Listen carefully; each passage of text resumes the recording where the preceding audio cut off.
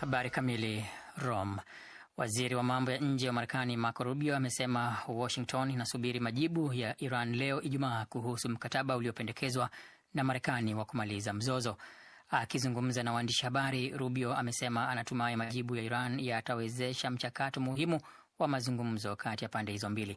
Hata hivyo, ameshtumu vikali juhudi za Iran kudhibiti mlango wa bahari wa Hormuz, akisema hazikubaliki. Hayo yamejiri baada ya ripoti kwamba Tehran imeunda mamlaka ya kuamua meli zinazoruhusiwa kupita kwenye njia hiyo muhimu ya bahari. Tumeona ripoti usiku huu kwamba Iran imejaribu kuunda mamlaka itakayosimamia ujio wa kimataifa wa bahari. Hilo halitakubalika.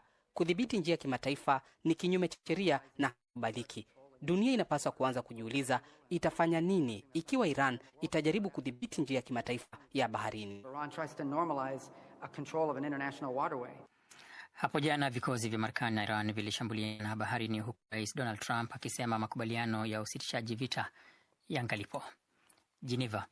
Shirika la Afya Duniani WHO limesema hatari kwa umma kutokana na mlipuko wa virusi hatari vya Hanta ni ndogo, kwa sababu virusi hivyo husambaa tu pale watu wanapokaribiana sana na walioambukizwa. Mlipuko huo wa virusi wa Hanta uliotokea katika meli ya abiria MV Hondias umezusha wasiwasi wa kimataifa. Meli hiyo ipo njiani kuelekea kisiwa cha Tenerife nchini Hispania. Tayari abiria 3 waliokuwa kwenye meli hiyo wameshafariki, huku WHO ikisema kuna watu 5 ambao wamethibitishwa kuwa na virusi hivyo na wengine 3 wanashukiwa kuambukizwa. Msemaji wa WHO Christian Lindmeier amewaambia waandishi habari mjini Geneva kwamba hatari ni ndogo, kwani hata abiria wengine waliokuwamo sehemu moja na walioambukizwa hawaonyeshi dalili ya kuambukizwa. Hata hivyo, amesema kirusi hicho ni hatari kwa yule ambaye ameambukizwa. Bamako.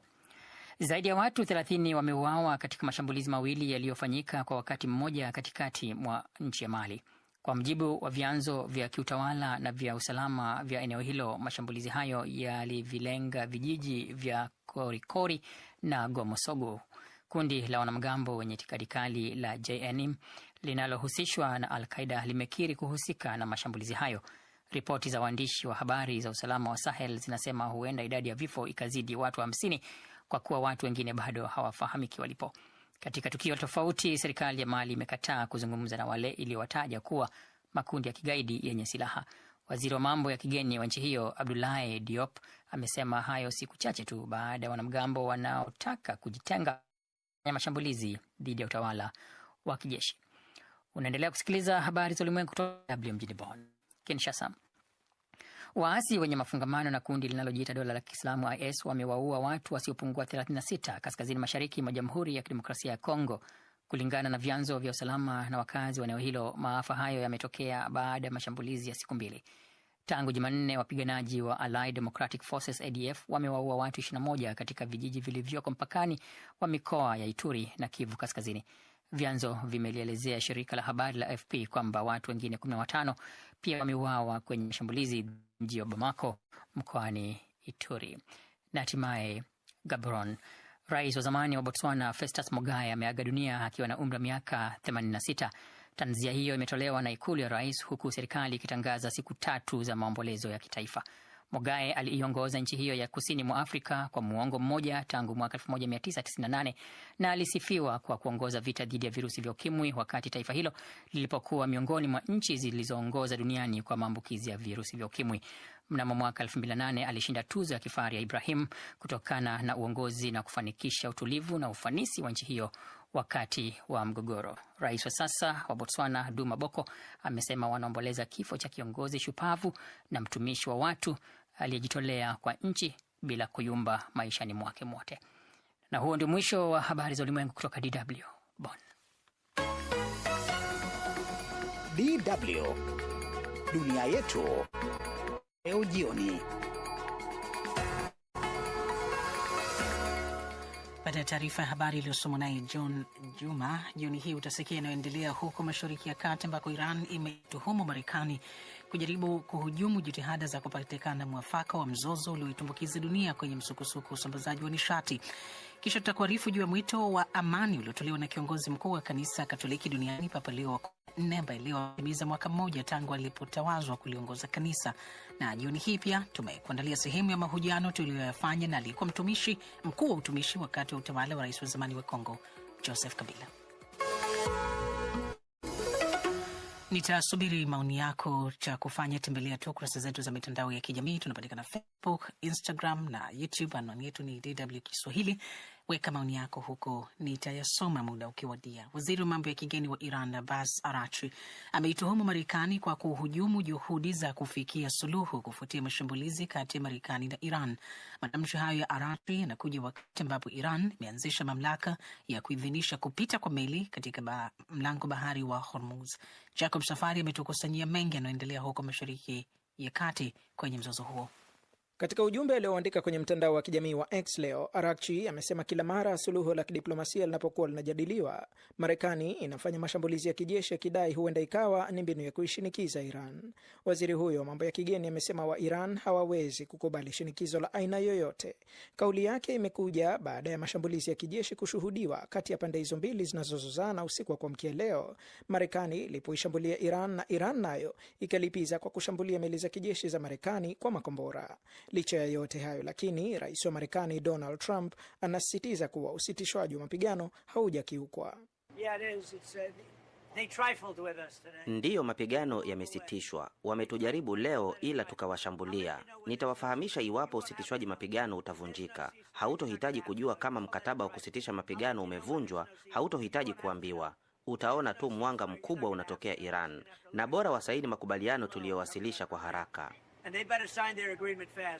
Wakati huo huo, jarida moja linalotoa habari na taarifa za kiintelijensia kuhusu meli na biashara za baharini limeripoti leo kuwa Iran imeanzisha mamlaka ya kuchukua ada kutoka kwa meli zinazopita katika mlango bahari wa Hormuz. Jarida hilo linaripoti kuwa meli zinahitajika kutoa rekodi za kina za umiliki, bima, wafanyakazi wake na njia inayonuia kusafiri. Haya yanafanyika wakati Rais Trump amesitisha operesheni muda mfupi aliyoiita Project Freedom iliyolenga kufungua huo mlango bahari wa Hormuz, akisema kuwa Marekani inakaribia kufikia makubaliano na Iran. Kwingineko, jeshi la Marekani linaweza kuingia katika anga na kambi za kijeshi za Saudi Arabia licha ya kuambiwa wasizitumie kwa operesheni hiyo iliyosimamishwa ya kufungua mlango bahari wa Hormuz. Vyombo vya habari vya Marekani vimeripoti kuwa mwanamfalme wa Saudi Arabia Mohammed bin Salman amezungumza moja kwa moja kwa njia ya simu na Rais Trump na kukataa kutoa idhini ya jeshi la Marekani kutumia anga na kambi zake kwa operesheni hiyo. Lakini chanzo kimoja chenye taarifa za ndani za Saudia kimeliambia shirika la habari la Ufaransa AFP kuwa Marekani inaweza kutumia anga na kambi hizo kwa mambo mengine. Hayo yakiarifiwa, shirika la usalama wa ndege la Umoja wa Ulaya EASA leo limesafisha njia ya uwezekano wa kutumika kwa mafuta ya ndege ya Marekani barani Ulaya, huku bara hilo likiwa linatafuta njia za kukabiliana na uhaba wa mafuta ya ndege uliosababishwa na vita vya Mashariki ya Kati. Mafuta ya Jet A ambayo yanatengenezwa Marekani kwa sasa hayatumiki Ulaya, ambayo pamoja na sehemu zingine duniani inatumia mafuta aina ya Jet A1. Vita vya Marekani na Israel dhidi ya Iran vimepelekea mlango bahari wa Hormuz kufungwa na kupelekea bei za mafuta ya ndege kupanda, huku dunia ikikabiliwa na mzozo wa nishati. Alikuwa ni Jacob Safari huyu na mzozo huo wa Mashariki ya Kati ambayo inaonyesha athari zake ziko kila kona ya dunia. Viongozi wa jumuiya ya nchi za kusini mashariki mwa bara la Asia ASEAN wamekubaliana leo Ijumaa kuanzisha mpango wa kikanda wa kugawana mafuta unaopaswa kuridhiwa haraka. Wamesema hayo katika mkutano wao wa siku moja uliofanyika huko Cebu, Ufilipino, uliomalizika bila mpango wowote wa pamoja kujibu athari ya mzozo wa Mashariki ya Kati kwa bara hilo. Amina Abubakar na taarifa zaidi. Viongozi hawa wamesisitiza umuhimu wa kuwa na mkakati wa pamoja unaozidi makubaliano ya kugawana mafuta katika kanda hiyo inayotegemea pakubwa uagizaji wa mafuta. Kanda hiyo inakabiliwa na ukosefu wa nishati hiyo muhimu kufuatia kufungwa kwa mlango bahari wa Hormuz. Iran iliufunga mlango huo kutokana na vita vya Marekani na Israel dhidi yake vilivyoanza Februari 28. Mwenyekiti wa jumuiya ya nchi za kusini mashariki mwa bara la Asia ASEAN, ambaye pia ni rais wa Ufilipino Ferdinand Marcos Jr, ameelezea matumaini yake kwamba nchi wanachama itakamilisha haraka uidhinishaji wa mpango huo wa hiari unaoendeshwa kwa misingi ya kibiashara, lakini akasisitiza kwamba taratibu za utekelezaji bado zinahitaji kufanyiwa kazi. Mpango huo unatarajiwa kupunguza athari ya vita vya Iran kwa mataifa yao, raia wake na uchumi kwa ujumla. Viongozi hao sasa wametoa wito wa mkakati maalum utakaopelekea usafirishaji wa chakula na mafuta wakati mzozo kati ya Iran na Marekani ukiendelea kutanuka na mlango huo kuendelea pia kufungwa kwa siku 70 sasa. Ferdinand Marcos Jr. amesema vita hivyo vya Iran vimesababisha msukosuko mkubwa wa kiuchumi na kuonyesha umuhimu wa ushirikiano wa pamoja katika kukabiliana na changamoto zinazoikabili kanda hiyo. Amesema mzozo huo umelikumbusha bara hilo ni kwa namna gani uchumi wao upo hatarini kutokana na mabadiliko hayo ya ghafla,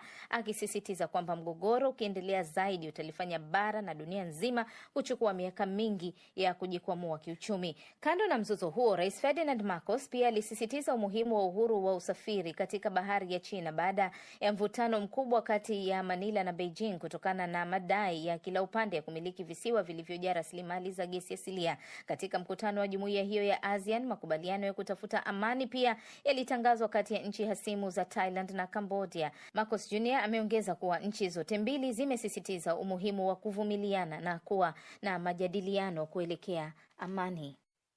Ni Amina